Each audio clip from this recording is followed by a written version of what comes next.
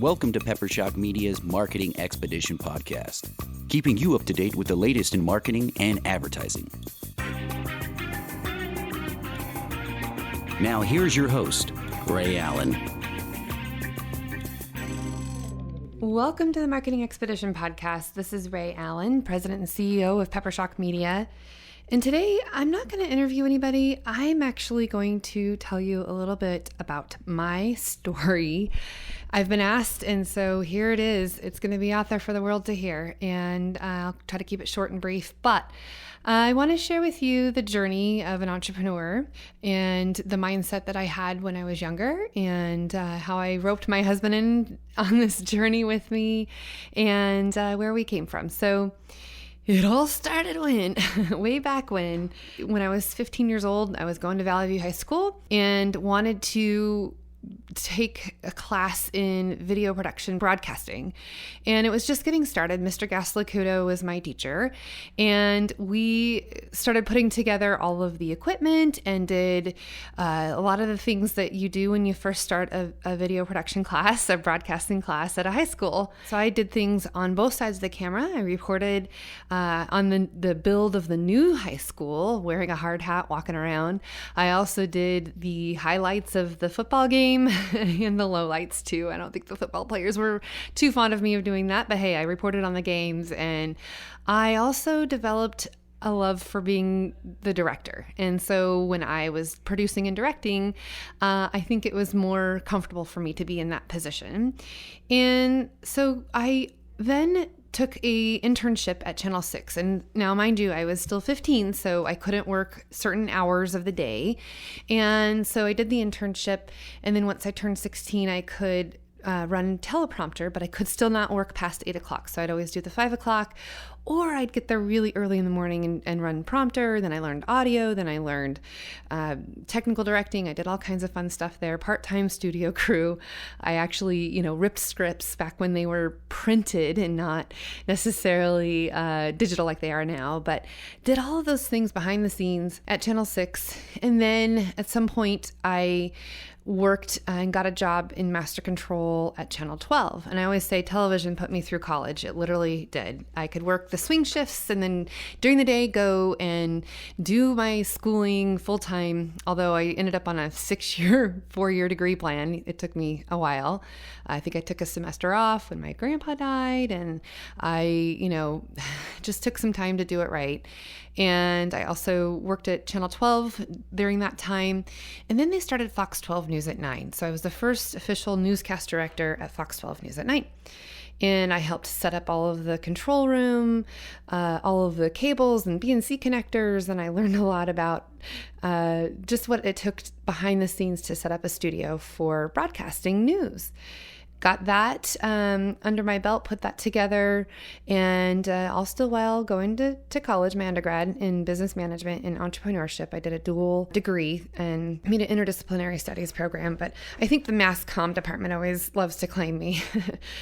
Still talk to my professor there, and actually now I go and present at his class and tell him all about what we do at Peppershock, and sometimes I'll recruit for interns. But anyway, so at Channel 12, I learned a lot and directed and ran camera and audio and made graphics.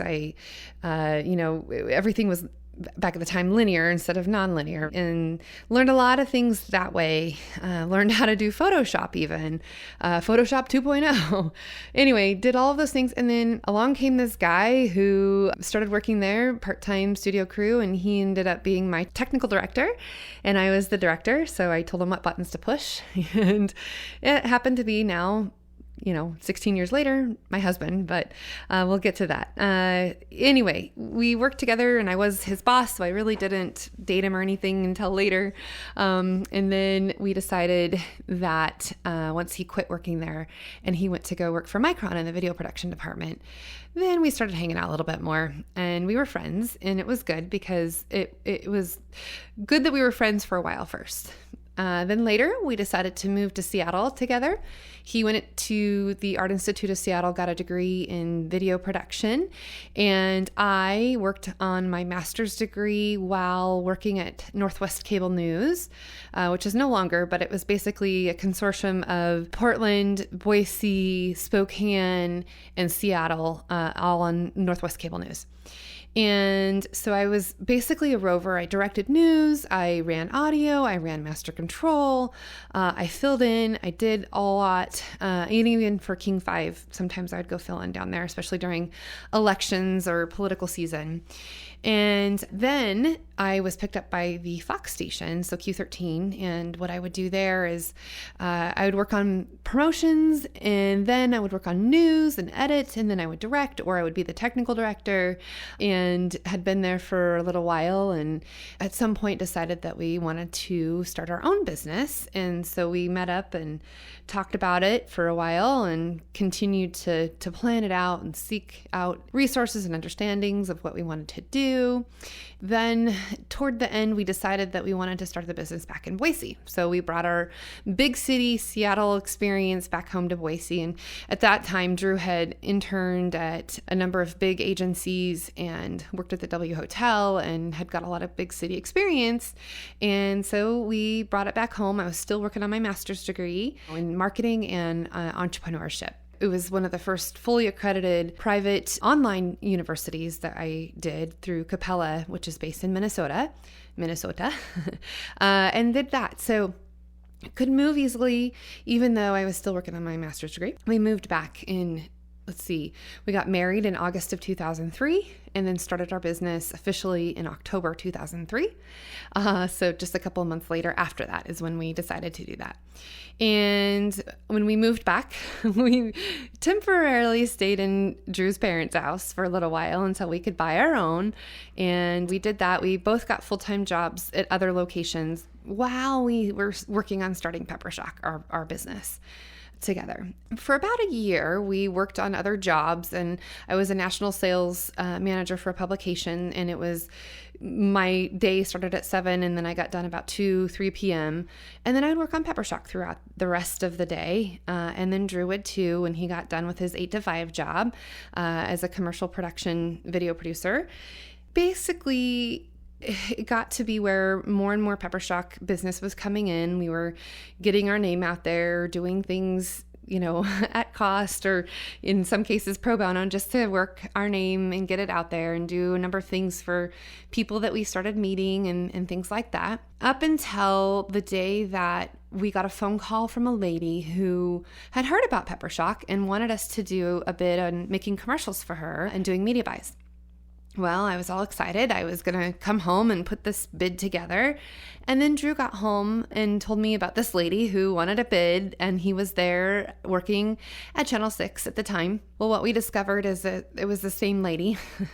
And one way or the other, Drew was going to do the work either for Channel 6, where his full-time, paying job was, or for Peppershock. And we immediately recognized that it was a conflict of interest and that we needed to make some decisions. So at that time, that's when he was able to quit his full-time job. After me, I had already quit and worked Peppershock full-time just a little previous to that. It was kind of from that point forward, we had to make it or break it. And that was in 2004. And we did. We just went to work really hard and built up our brand and our reputation and continued to do things with nonprofits and for-profit companies and just built up our abilities, our capabilities. And then at some point we decided that we needed to add another employee. So we hired a part-time assistant, and she came to our home where we were operating our business out of as our bonus room in our house, our nice little Corey Barton house, our first timer. And we did. We built up our business, continuing to do that. And then we had temporarily moved in with another business owner in their office and did that for a little bit. And then ended up having our firstborn son, Emerson, and that was 2005. and decided that we needed to purchase our own home, but then operate out of it too. So it needed to be a bigger house with a 3-car garage so we could have a studio in the garage. And so we did. We bought in Nampa on Yale Street, where we operated for a little while until our business outgrew the space, or we outgrew the space, because our son was getting a little bit older and it was hard to navigate both. So we actually kicked ourselves out of the home and made it all Peppershock 100%. And lived there for a little while and grew Peppershock. We added our art director, Angie, who's been with us now for, I think, going on 12 years. Well, August 2019, it'll be 12 years that she's been with us as our art director, designer, creative director now. We've kind of bumped things along in titles, but she is with us. And then we've had additional staff come along. Brian Stottinger, who we used to work with at Channel 6 a long time ago, now has joined us. He's been around for a few years. And then we've added additional content writers and project coordinators and bookkeepers and account manager, executive assistants, and a lot of the people that we need to help run our business and do the work that we do for our clients. So we were in the space on Yale Street for a little while. It's a house, and we outgrew that, and we moved into a commercial space. We grew up and moved into a commercial space and stayed there for a while, and now we've moved into downtown Nampa. We've been here for 3 years, and we just signed a new lease. We'll be here for another 5 years. So we are in downtown Nampa for at least another 5 years, and we like it here. We're, I think, the only ones that we do what we do within this side of the valley, although we build brands and bottom lines across the globe.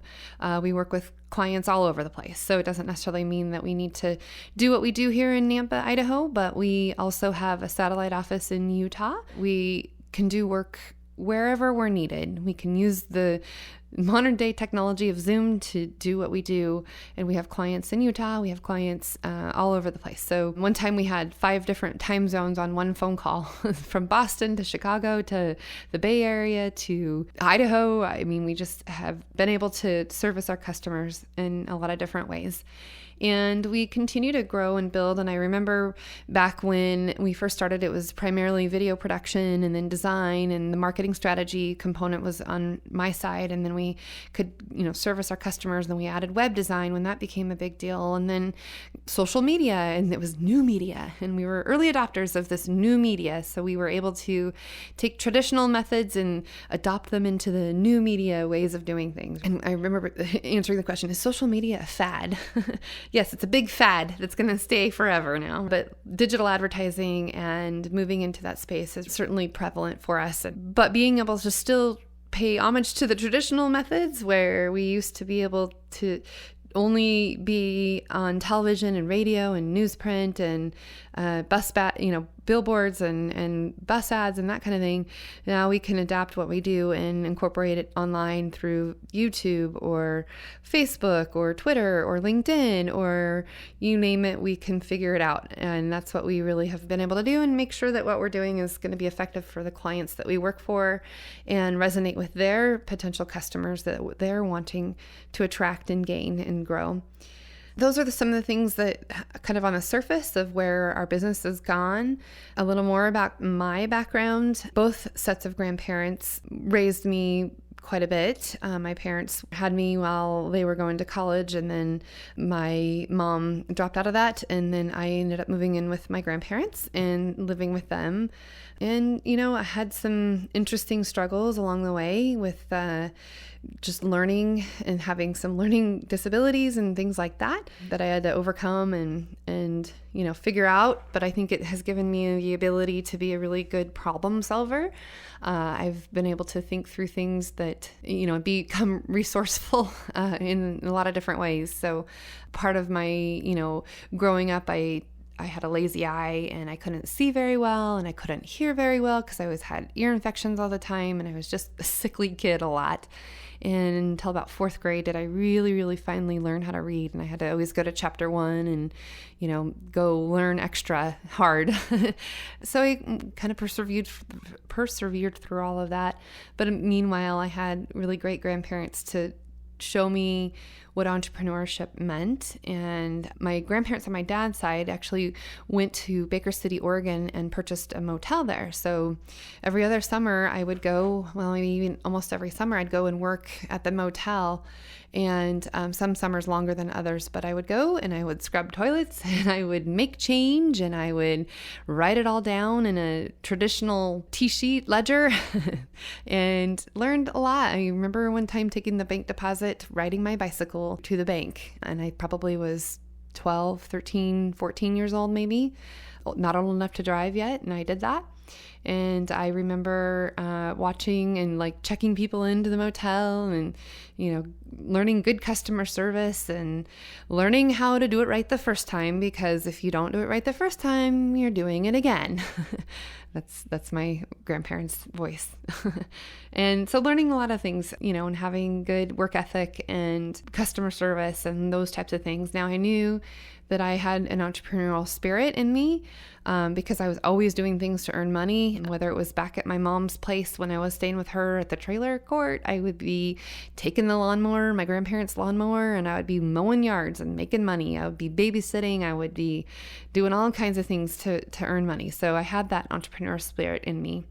So learning all of those things and managing my own money and managing my abilities and that really helped me later on in life understand that I can do this. I have the ability, and the ability to take risks, I think, was a big part of the entrepreneurial launch and leap of faith that you take.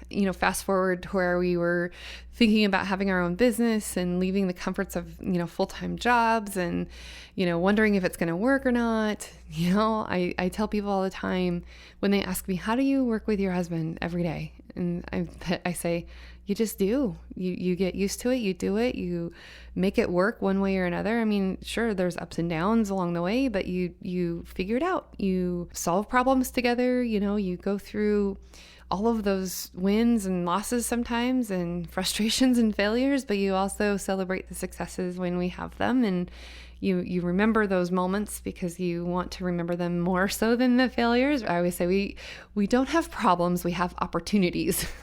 We have opportunities to learn.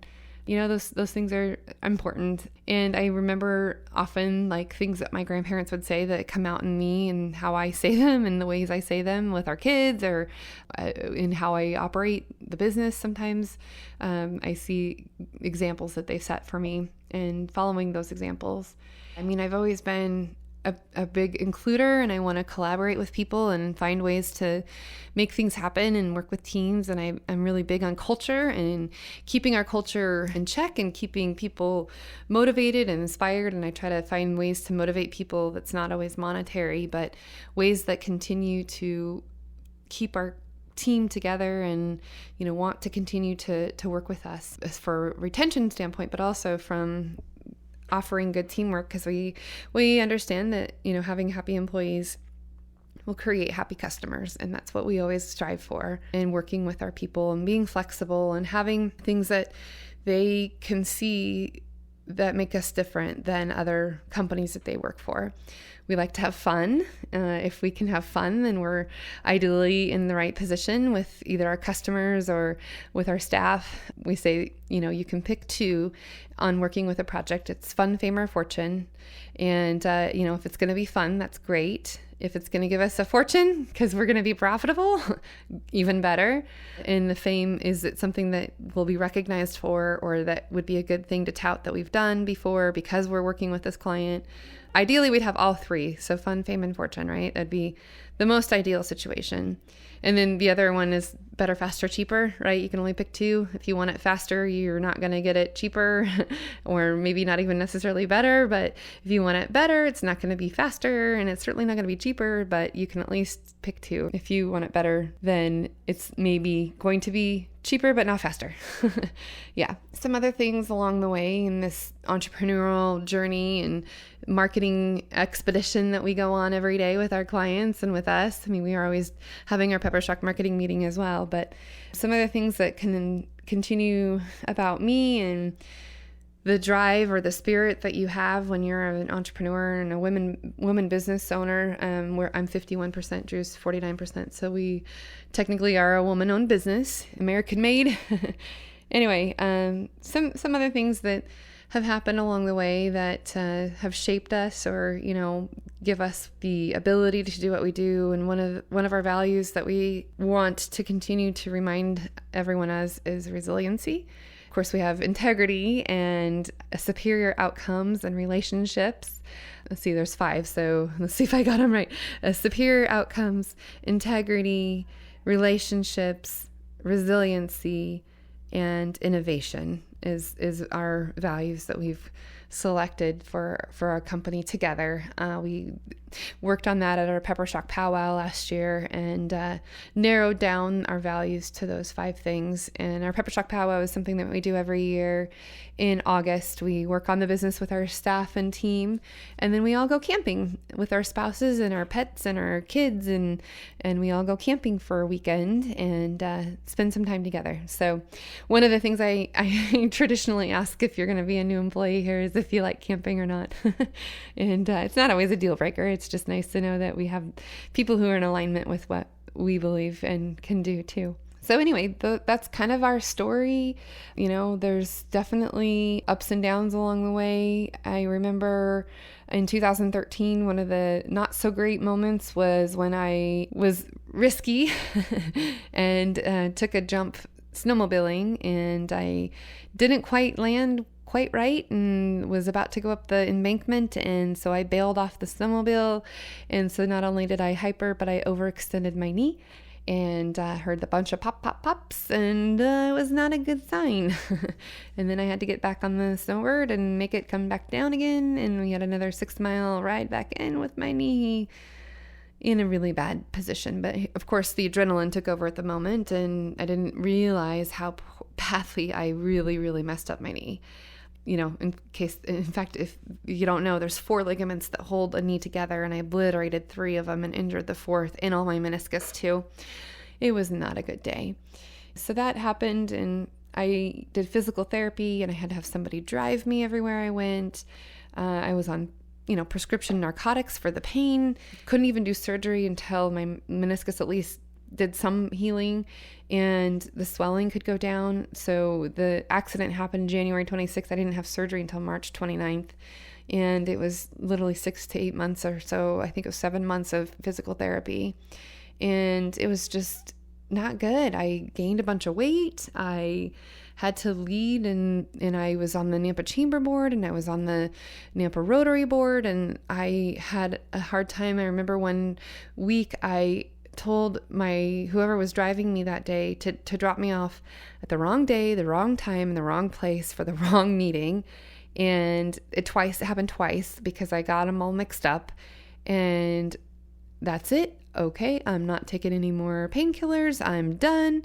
Well, what they didn't tell me is that you're really supposed to kind of slowly, stop taking them, not just cold turkey take them, because I was addicted. I didn't realize it, but I was completely addicted to prescription narcotics and did that. And, I remember just stopping taking them, and I was so sick. In my office, I have a couch, and I lived there for a couple of days. It was just not good. But I stopped taking them, and I was done. But I had slowly started gaining weight as a result of all of that. It was just not a good time when all of that was going on. And, I had developed sleep apnea even more and had to get a CPAP and, go through that process, all the while trying to run the company and be a mom and volunteer and do all these things. And so it was not so much fun to do all of those things. And when I turned 40, I weighed the most I'd ever weighed in my life and decided that it was time to do something about it. So I did. I went to Vitality Wellness Center. They helped me kind of get through and lose the weight I'd gained. And so I think I'm down almost 60 pounds within almost a year and working really hard to do that.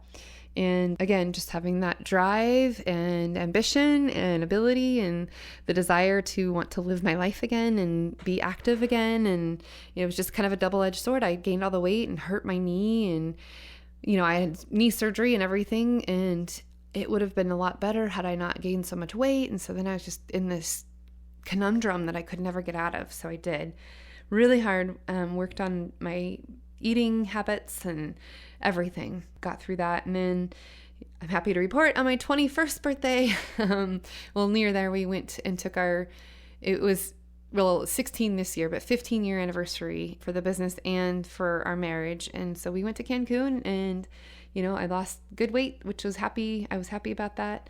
And so now it's just maintaining it and keeping it off, of course. But anyway, as a result of all of these things, we've learned a lot along the way, and we've been able to have a really awesome team at Peppershock. And we continue to grow our people and develop our people as much as we can. We have our interns, and we have people that we take under our wing and grow them and develop them and give them lots of tools and understanding. And sometimes they go, and that's okay, because this is a stop in their journey. But also, we love to be able to keep people for a little while. We know that the average millennial will stick around for about 2 years. At least that's what I've been told. So we're lucky when we get them for 3 years, which we have. And then we let them go where they need to go to get their next experience. But we have also had the longevity of our people as well. And our kids are growing up in the business, and they're here to help. And they recently had to take all of the things down from our attic where our storage is so that we could install another HVAC system in the building. And so they're here working. They're working, and they're cleaning and doing chores just as I did when I was younger, when I helped my grandparents with their motel or my other grandparents with their farm. I learned how to hoe beets and top corn and set siphon tubes and drive a 3-wheeler with a shovel so I could go, clean out corrugate. Anyway, lots of things that we do and have learned along the way. And so I'm really proud of my family. On that side of the family, I think I was the first generation college student that actually finished college. My mom started, but then ended up having me when she was 17. And so basically it was, she went right after she had me, but didn't follow through with it. So I get to claim that I was the first one to officially graduate and finish college on that side of the family. And I'm really, really proud of that, because I think it set the stage for the rest of my cousins who then, saw that it can be done. So they did too. Now, on the other side of the family, on my dad's side, I have lots of uncles who all took care of me and watched me when my parents were going to school or vice versa. So lots of good little nuggets there about me, and there's a lot more to tell, I'm sure. But people are always asking me, what's your story? How did you get where you are, and why do you do what you do, and how did you, grow this company over 16 years? And I mean, you just do. Every day there's something new and exciting and different, and sometimes frustrating, sometimes not, successes and frustrations and things to go through, new technologies, new goals to set, and things to go through and be able to accomplish and be proud of that you can accomplish them. And then you got to remember those things that you accomplished so that you can be proud of what you've done and proud of the people who help you get there and do what you do, especially Drew, who has helped us along the way. He makes us look good. And I'm the one who is a little more risky in our decisions, and he is a lot more, compliant and, thoughtful and analytical, which is good because we balance each other out in a lot of ways. So if you want more information or want to know more, there's certainly more of my story to tell you, but at least this is a good little nugget for you to listen to, and hopefully you enjoy it. Let me know, give me some feedback, ask me some questions. I'm happy to share and tell you more. And get in touch with me, leave us a comment, or go to peppershock.com and fill out the contact form. And I'm always happy to do a 20-minute discovery call if you ever decide that it's something that Peppershock can do for you. We do our marketing audits to start generally, and in the marketing audit process, we go through a facilitated process, and we've perfected it and refined it over the years, and facilitate this process to help us know if we're going to be a good fit working together, if you think we're going to be a good fit working for you, and then we make our recommendations, and we come up with some empathy mapping and some things that help us in our decisions together. I think that's peppershock.com/audits. check us out, let us know, and be sure to subscribe to the channel. We have all kinds of fun stuff that we do. We interview. I always try to pull in interesting, informative, informational, or inspirational people on the Marketing Expedition podcast. So thanks for joining us, and until next time, we'll see you soon. Thanks for listening to the Marketing Expedition podcast. Find more online at peppershock.com.